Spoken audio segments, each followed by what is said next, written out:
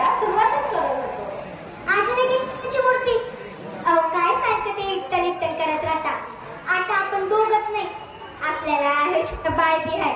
म्हणजे हा जगनीचा विठोबा हा आपल्या कुटुंबाचा भाग आहे असं म्हणायचं तर मला.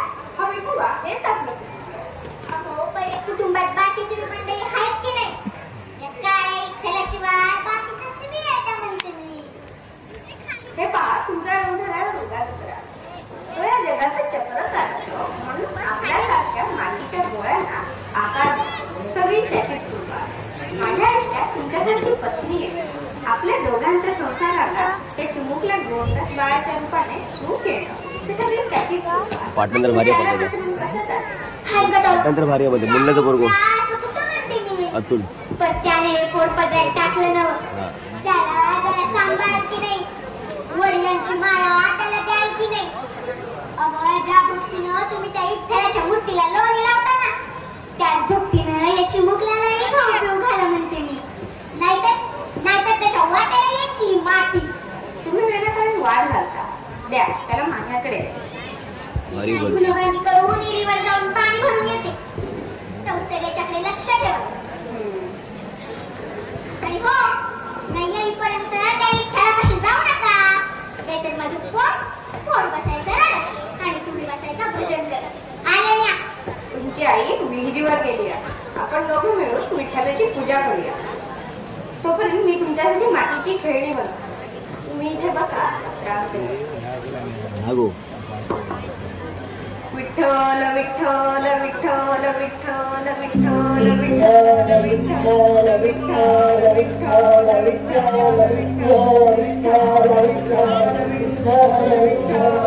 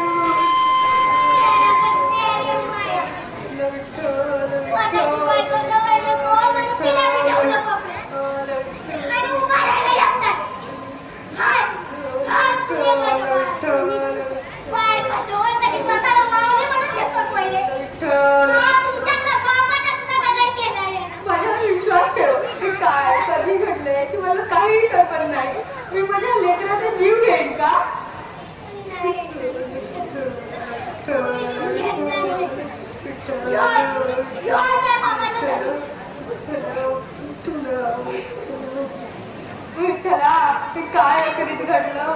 कुठच्या पापाची फळ भोगतोय आम्ही. असा खोकला आमच्यावर.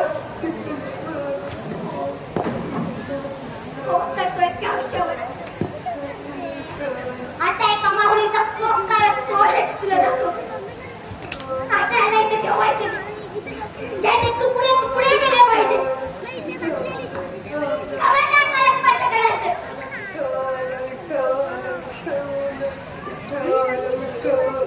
अजून मी अक्रूर विठ्ठलाचंच नाव घेता. जगात कोणी याचं नाव घेणार नाही असं शाप आहे काळीचा.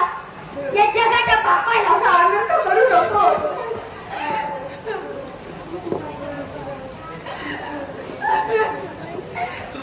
उठ फुरा. तुझी भक्ती श्रद्धा तुझा विश्वास पाहून आम्ही प्रसन्न झालो. घरादारावर संकटाचा हाळ कोसळलेला असतानाही तुझ्या भक्तीचा आणि विश्वासाचा चेहरा ढळला नाही. माते, तुझे भाग्य तू आपल्या एकुलत्या एक पुत्रासाठी तू भगवंताशी संघर्ष केलास. मग तुमचं दुःख मला कसं पाहावे बरे? तुमच्या भक्तीचं महात्म्य जगाचे नियमही बदलते.